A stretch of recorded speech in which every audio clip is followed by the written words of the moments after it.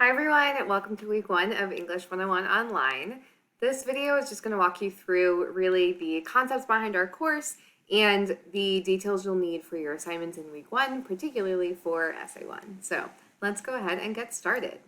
Before we kind of jump into the assignments specifically that we're doing for the course, I wanted to take a second to just talk about what rhetoric and composition is. So our class is titled English 101, Rhetoric and Composition 1. So English 101 is really a first-year writing class that is intended to introduce you to the world of college-level writing. So it builds on skills that you've likely practiced in other writing classes, but adds on this sort of academic lens to writing. So when you look at the words rhetoric and composition, rhetoric was a term coined by the philosopher Aristotle and literally means the art of persuasion.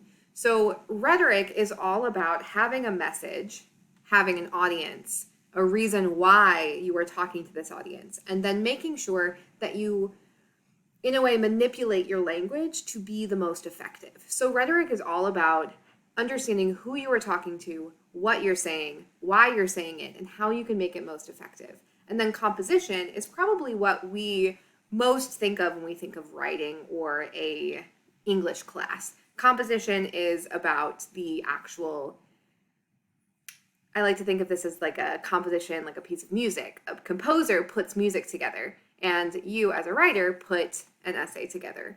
So the big sort of part of our class that I want you to focus on is that rhetoric. So each of the essays that we practice in this class will focus on a different message, a different audience, with a different purpose, so that you can really start to understand this idea that not all writing is the same and that you shouldn't approach each writing situation as the same.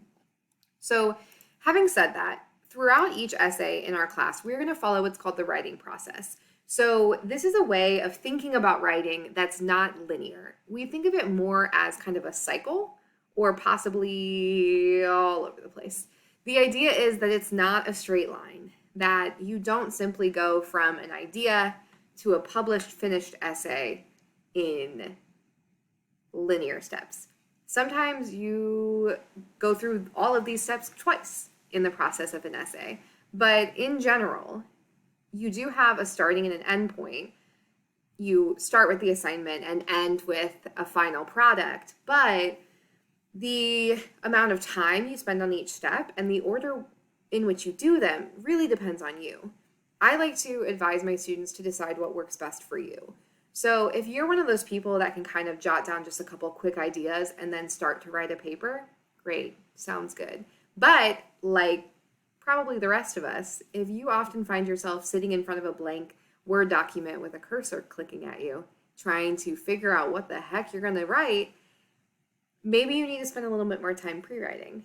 If you're one of those people that writes a whole 3 pages and then you're like, we're done, but you find yourself not really getting the grades you want, maybe you need to spend some more time revising. It really depends on, who you are and the type of help you need. Your reading this week too from you writing will also help you to kind of conceptualize this process.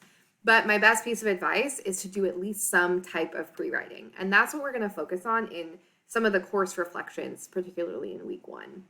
I want you to actually stop yourself before you start an essay and ask yourself, okay, what am I writing about? Who am I writing to? And why am I doing it? How am I going to write about it in a way that's most effective? So speaking of that, week 1, you'll see this overview on our Blackboard course. There are 4 things I'd like you to do this week. Complete our Reflection 0, which is an introduction to you, calling it the Walmart introduction. There's some readings I'd like you to do, and then another reflection, this time focusing on our Essay 1. Then the draft of Essay 1, which will be about 3 pages, is due between this coming Saturday and the following Monday. I like to give you a window so that you can sort of figure out schedule-wise what works best for you. I know this is fast and furious, but we're in an 8-week class, so it's going to go real quick. All right, so the reflections, just a few things to keep in mind. These need to be 2 paragraphs at least. I want them to be thorough. Try to incorporate some references to our course readings as you go, and also I ask that you interact with 2 other classmates' reflections. I don't use the word respond here intentionally because I want you guys to actually try and have some conversation with each other and with me. I will interact with your reflections as we go, and I really encourage you to also do the same with your classmates. So find some disagreement, find something you can add, make a connection to what someone else is saying. That is really going to help you to engage with each other and with the work that we're doing in class. All right, let's talk about Essay 1. So the assignment sheet for Essay 1 is on Blackboard. Let me actually pull up the assignment sheet.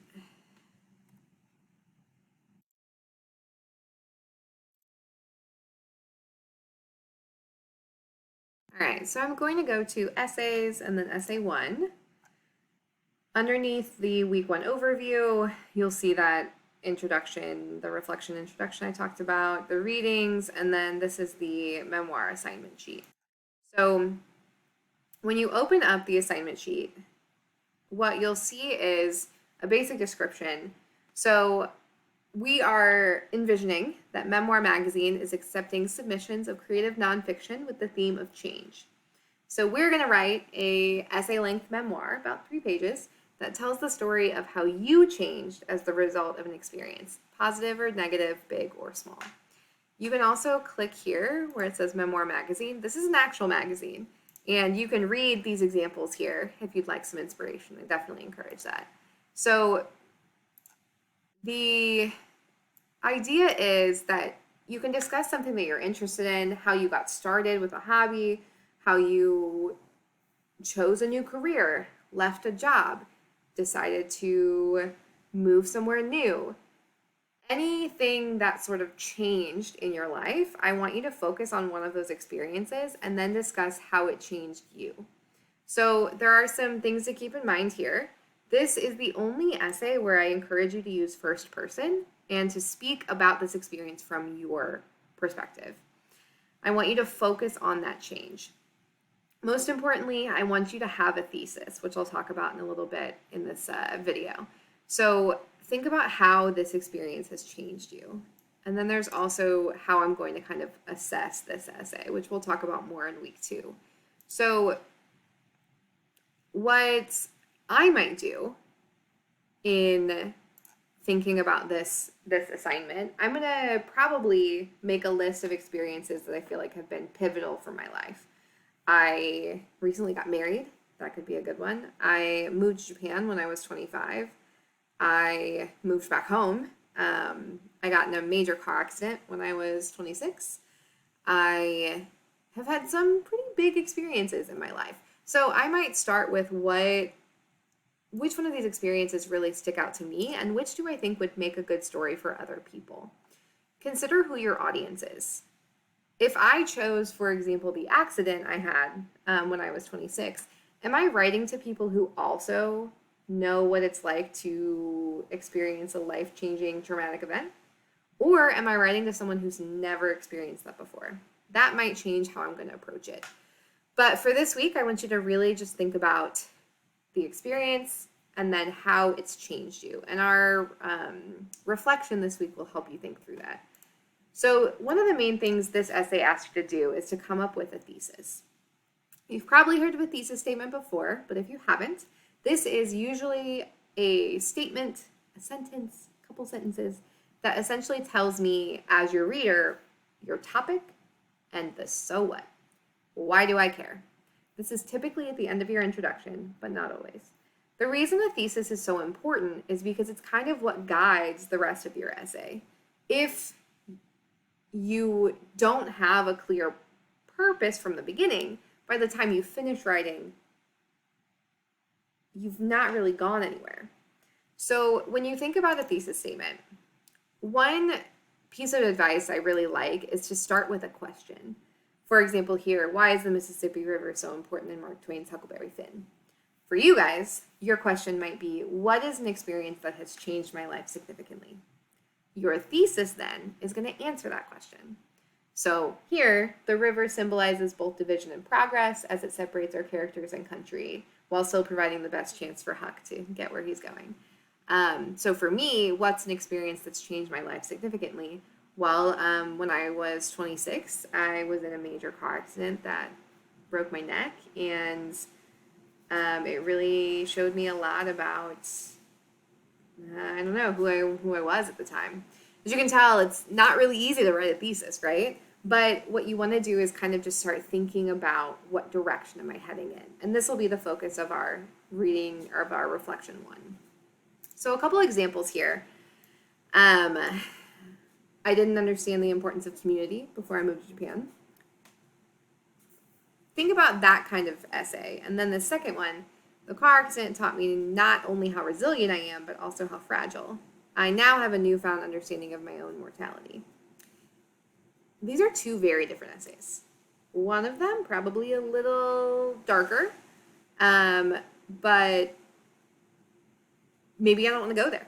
Maybe that's a little too personal for me. So I want to stick with the experience in Japan. Either way, what you'll notice here is that I have the experience moving to Japan and the impact, how it gave me this understanding of community. Here I have the car accident, but also what it taught me. Okay, so what I don't want to see is moving to Belleville was terrible. I want to know why.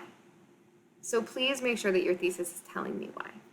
We will workshop these in our reflection this week, but this is a big focus of Essay 1. And then the last thing I want to talk to you guys about is where you can save your work for our class. A great place to go is actually via your student email.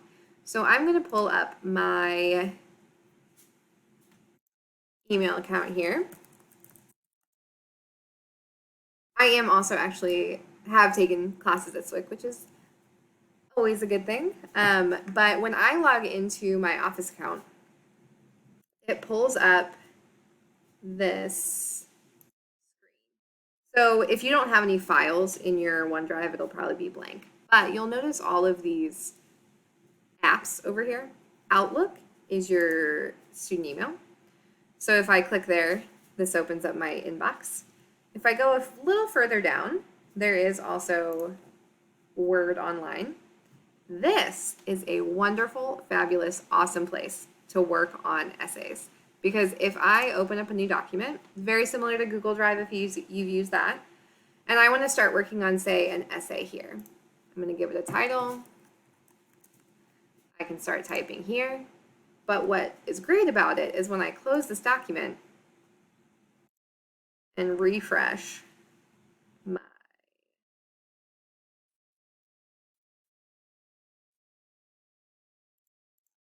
computer is really slow. Okay, it's not going yet. But anyway, the magic you'll see is that it saves this document automatically. So OneDrive and that you have access to for free as a SWIC student, and I really encourage you to take advantage of it. The other options obviously include if you have Google Drive, if you prefer to just work on your computer and save documents there, that's fine. I just think OneDrive is a really good resource for you. So that's week 1. I'm sorry this was a little more long-winded than I usually will be, but I really look forward to seeing your introductions, reading through your ideas for Essay 1, and then getting to look at your drafts. So please, please, please contact me if you have questions, and I will see you guys soon.